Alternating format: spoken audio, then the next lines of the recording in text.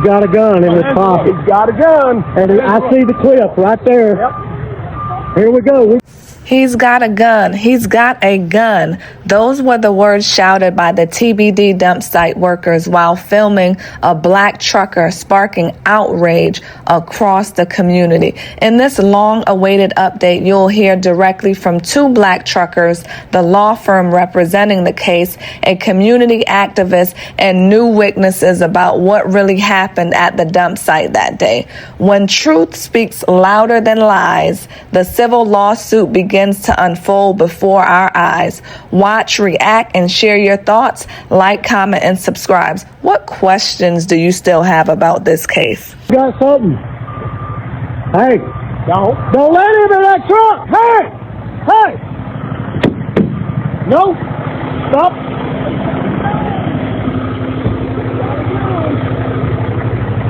Take it dozer.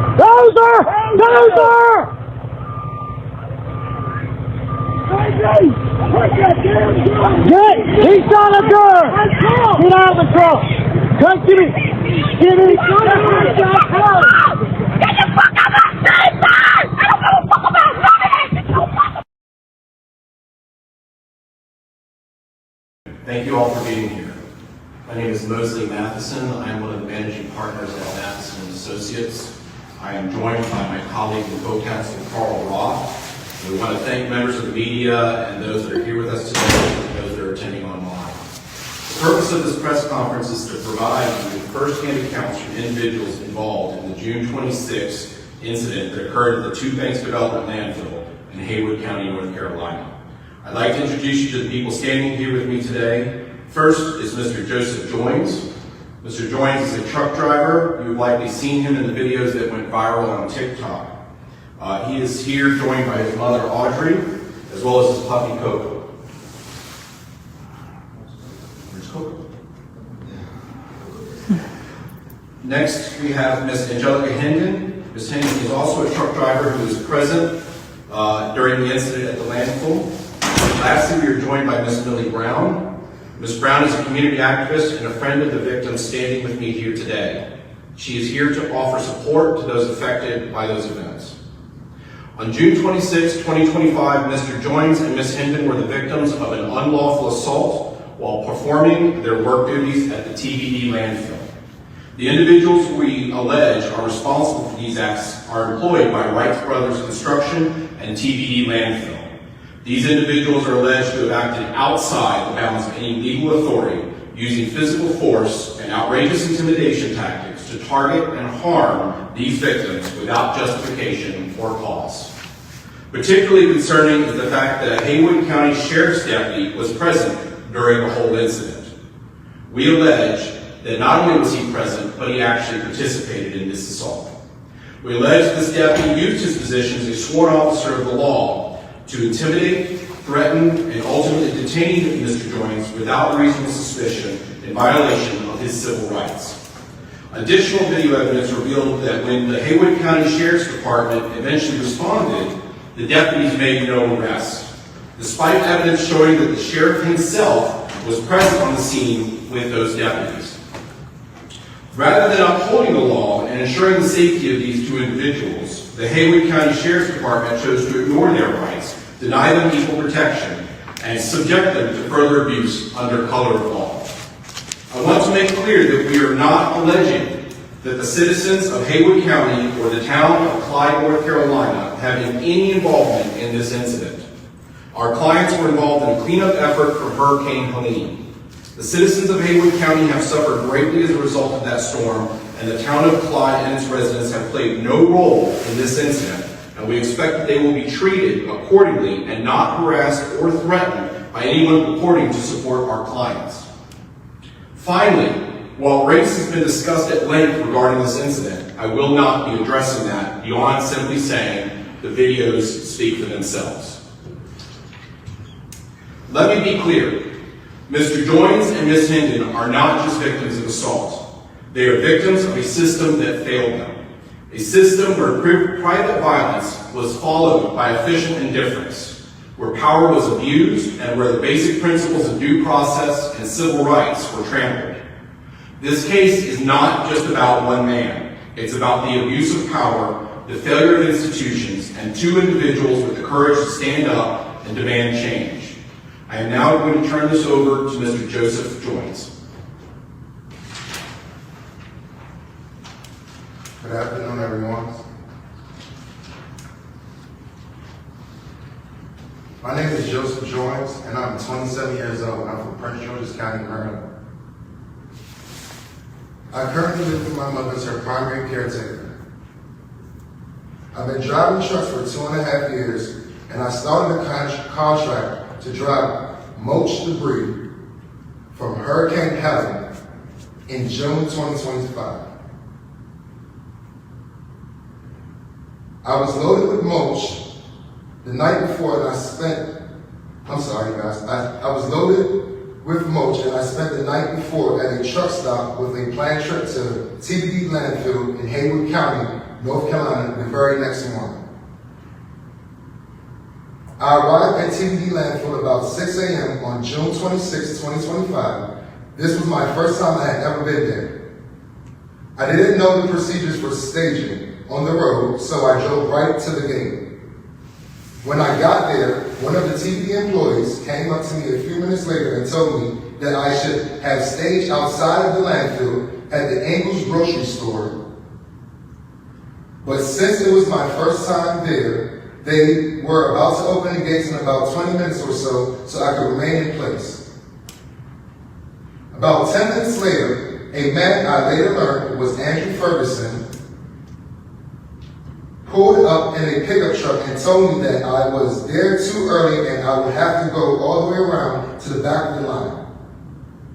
I told him that I was told I could remain there until the gates opened, but he angrily told me to move, so I did.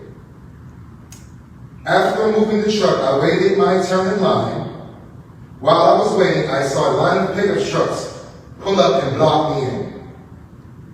About 5 men got out and walked to my truck. One of the men was Andrew Ferguson. He had a gun on his hip. Andrew came up to my truck and asked if I had his cell phone. I told him I didn't, but he insisted that I did. I told him he could search my truck if he really thought that I had it. He searched my truck and didn't find it. I even suggested that he call his phone from another phone so that he could find it.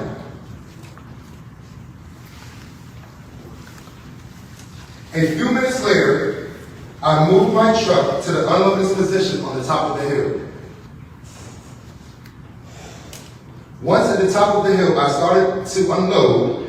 After about 5 minutes, the same 5 men started running towards my truck. Andrew had reached my truck. They started screaming that I stole Andrew's phone. And they started pulling on my door, trying to open it. I was scared. So I put my truck in gear to leave the area, but because I was unloading, the power takeoff was engaged, so the truck would only crawl forward about 3 miles per hour. At that point, the men were banging on my truck. Andrew slammed his gun on my door, and I was terrified. Then I saw that a bulldozer that ran right into my truck head on, throwing me across my cab of the truck. I also felt my trailer moving, and I realized that another bulldozer had tipped it up on its on the edge of a steep embankment. And I thought that they were going to kill me. I decided that I needed to start videoing what was going on, so I climbed out of my truck. When I climbed out of my truck, I started recording. The men came back and ordered me to get back in my truck. At this point, a man who told me he was a sheriff came over and slammed the door on my dog Coco.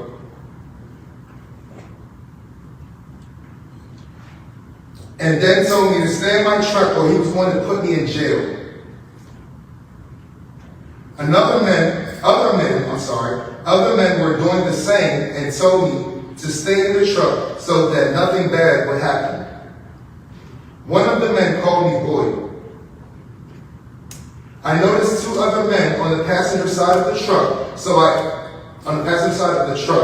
and I thought they were going to enter the truck, so I got out and grabbed my dog and ran across the field to where they were staged other trucks at to try to get away from them. The trucks were with the same company I work for, and I got into one of them that was operated by my coworker, Angelica. Once I got to Angelica's truck, Andrew came with the same group of men and pointed a gun straight at us. This had terrified Angelica, and she told me to get out of her truck so she wouldn't get shot. I got out and ran towards the next truck behind me, which was empty and locked. So I came back to the driver's side of Angelica's truck, where Andrew began yelling at me, holding a gun and telling me I was going to jail. I went and got back in Angelica's truck, waited for the sheriffs, because she had told me she had called 911. While I was waiting, my adrenaline had went down, and I started to feel neck, back, and hip pains. The sheriff deputies arrived I'm sorry guys, I've been going through a lot and I'm just trying to get it out. I'm sorry. The sheriff deputies arrived and one came over and asked me what was going on. I told him I told him what happened. They asked if I had a gun. I told them no. They searched me, I asked for an ambulance, and they called one and drove me down the hill to meet me. They drove me down the hill to meet the ambulance. I was given a neck brace and treatment and released. This incident has changed my life. It has caused me grief. I can't drive for the company anymore. The truck was heavily damaged from the TV people. I had a gun pointed at me. People screamed at me and told me I was going to jail. I was called a boy, and they almost pushed me and my truck down an embankment, which I'm sure would have killed me.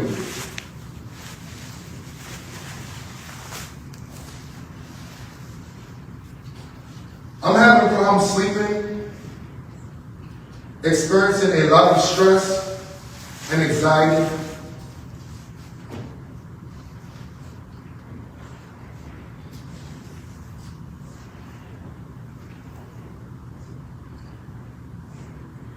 And have been unemployed since this incident. And I'm going through serious financial hardships right now as we speak. I want peace. I want to be able to work and make a living. I did not deserve to be treated like this. Nobody should be treated like this. I need justice.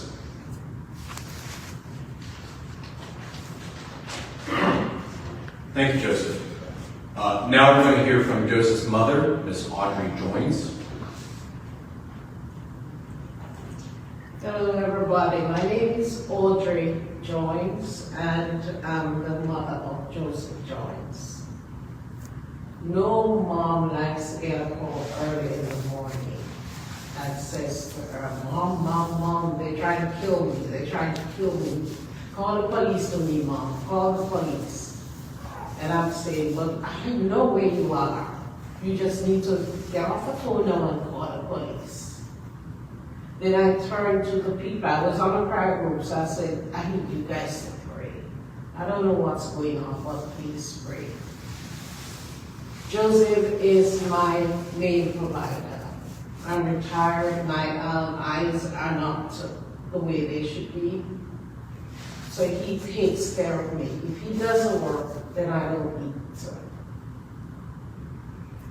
He's my only son. And I'm telling you, it has rocked our family in a bad way. I mean, his nieces they are in panic. Grandma, can you make sure Audrey is okay? Please come. No mother wants to feel the pain of losing a son, possibility of losing a son. He's a good kid. He takes care of me, he takes care of his family. And this is not good. This is not good. I have to watch him. I watch him when the depression seeps in. I watch him when he cannot sleep at night. I don't sleep because I'm so scared. I watch the house, I watch everything. Sometimes I don't eat, I can't eat because of all that's happening. He's a good kid. He has taken himself by his bootstraps and got himself together. And we are very, very pleased and proud of what he's doing with his life. I hope with all my heart that at least we will be able to walk in this country as brothers and sisters. It doesn't matter the color we bleed. It doesn't matter what color you are, but we bleed the same blood. And I'm proud of my son. He's good. He takes care of the bills. He takes care of his nieces and nephews. By just being there, he would come home when he's off and he would carry them all over the place just to make sure they have a good time. Thank you very much for hearing me out and for understanding that this is a very traumatic time. I don't know if we will recover, but I'm hoping we will recover from this. And this too will pass. Thank you. Thank you, Ms. Jones. Next, we're going to be hearing from Ms. Angelica Hinton.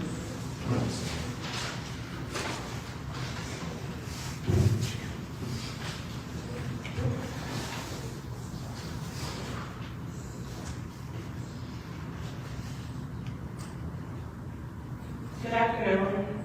My name is Angelica Hinton. I'm from Lake City, Florida. I'm 29 years old and I'm the mother of a 2-year-old son.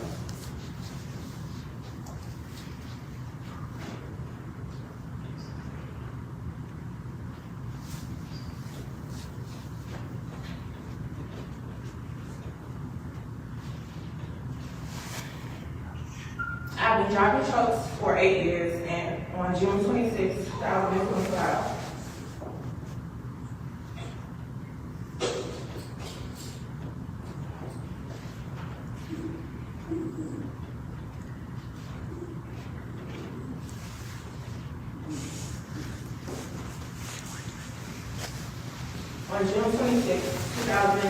I was hauling mulch debris as part of the cleanup from Hurricane Helene in Haywood County, North Carolina. That morning, I arrived at TP Field about 6:30 a.m., as I have done on multiple occasions over the past several months. I was in a waiting line to unload with other trucks, and I was behind my coworker, Joseph Jones. While I was waiting, I saw a disturbance. Something was happening outside of Joseph's truck. I witnessed a group of about 5 men, some of whom I recognized as TP employees. As I sat there, I saw bulldozers pushing Joseph's truck over. About that time, Joseph came running over to my truck and climbed in, clearly afraid. Within seconds, a TPD employee I know to be Andrew Ferguson came up to my truck and pointed a gun at me, while another TPD employee reached in and pulled the keys out of my truck. I was in fear for my life and extremely upset when I ordered Joseph out of my truck so that the TPD employees would leave me alone. Joseph left my truck and was later taken away in an ambulance. I showed up that morning to do my job, to make a living so I could support myself and my son. I did not ask for this. Now I am hearing that TPD is accusing Joseph of hijacking my truck. This never happened. The entire situation is just shocking and has caused me major stress and anxiety. I am having trouble sleeping as I keep replaying these events in my head. Nobody should have to fear for their safety at work, especially when safety is preached as a priority. This isn't about me, it's about accountability, safety, and basic human dignity. Nobody deserves to be treated like Joseph and I were on that day. Thank you. Thank you, Ms. Hinton. Next, I'd like to introduce Ms. Millie. Ms. Millie is a community activist from Maryland. She is here in emotional support of the victims of this incident, and she would like to share a few words. Good afternoon, everyone. My name is Millie Brown. I have worked with some of the top neuro, cardiac, and trauma surgeons in the world. I've also dedicated 20 years of my life volunteering in the community.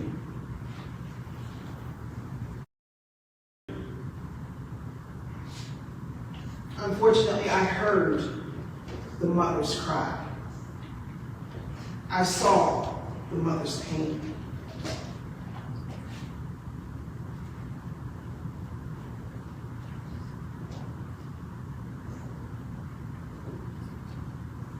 I was also a witness to many, many, many children lose their lives senselessly.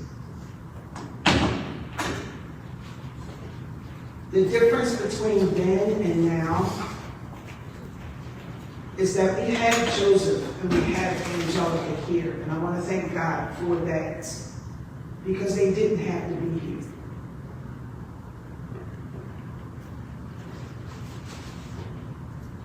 And I would like to say to Angelica and Joseph that Miss Millie sees you, Miss Millie hears you, and I am here.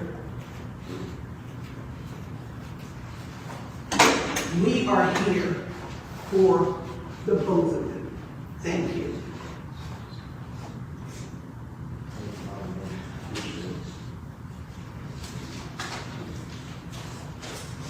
Thank you, Madam Joseph. Good afternoon, ladies and gentlemen. My name is Carl Lawton. I'm trained at the law firm Matheson Associates. I'd like to thank everyone for attending in person and online. The purpose of this press conference is to go ahead and give you the side of the story from the victims. There's a lot of misinformation presently on the internet. There are a lot of videos. There are more videos that we expect to receive. With that said, anyone that has any information, any statements they'd like to give, or any other videos, you can go ahead and send those to info@mathesonlawoffice.com. That's MATHESON lawoffice.com, and we'd be happy to receive those and speak to you about it. Part of the process here is to prepare the civil rights lawsuit we intend to file in federal court, and I'll be working on that and expect to have that on file in the coming weeks. Our claims are pursuant to 42 U.S.C. Section 1983. Our claims arise for violation of the 14th Amendment rights of Mr. Jones and Ms. Hendon. As those of you that have seen the videos and have heard these statements will know that we allege that actions committed in witnessing those videos rise to the level of assault, false imprisonment, and other claims. So we intend to bring those claims against defendants that we allege are responsible for those. Those defendants are individual employees of TBD Landfill. TBD Landfill company itself, which is a private landfill, not associated with any municipality. And I want to reiterate that. Mr. Matheson talked about that. This has nothing to do with the town of Clyde, North Carolina. This is a privately owned landfill. The other defendants would be the Taylor County Sheriff's Department, as well as personnel from the Sheriff's Department, as Mr. Matheson and Angelica and Joseph have discussed. One of the individuals present during these events identified himself as a Haywood County Sheriff's deputy. He can be seen on the video for those of you that have seen it, threatening Mr. Jones with arrest. And he was present during the majority of these actions, including the time that the bulldozers were engaged, which pushed Mr. Jones' truck to the edge of an embankment, a steep drop that surely, if his truck would have tumbled over the side, it would have resulted in the end of his life.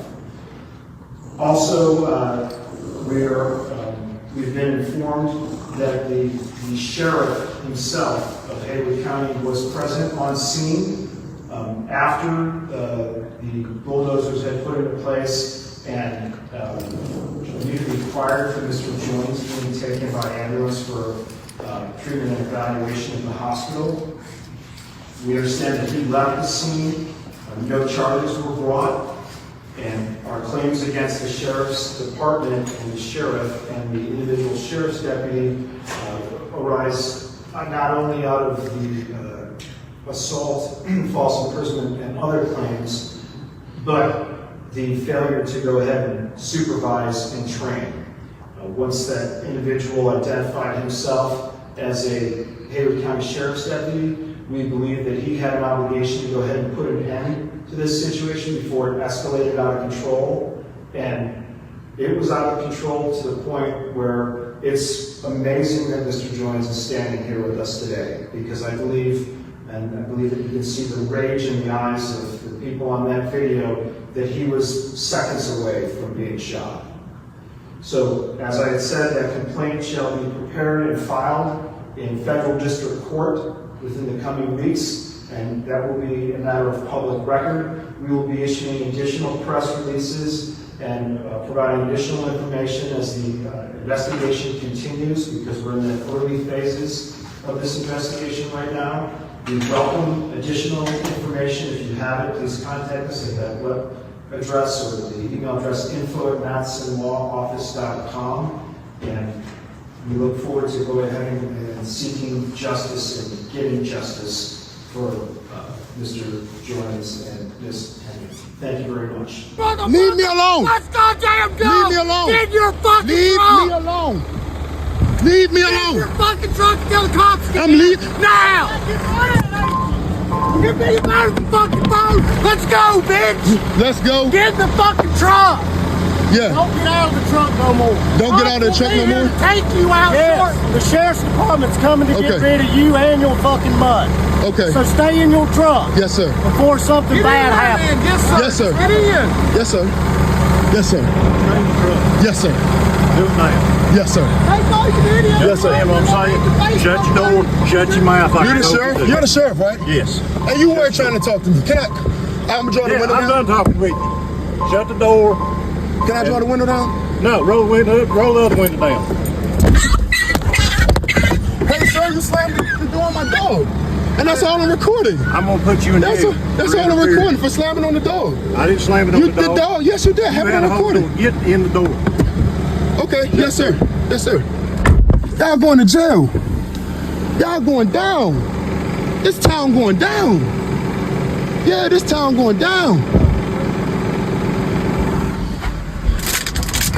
Man.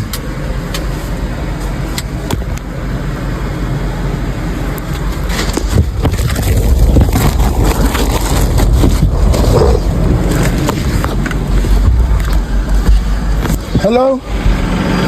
Hello? Hello? Please don't shoot. Please. Because I don't want nobody to kill me. You're not Please. going to. You're going to jail. Please. I'd rather your ass rot in jail. Please. I don't want to die. You're just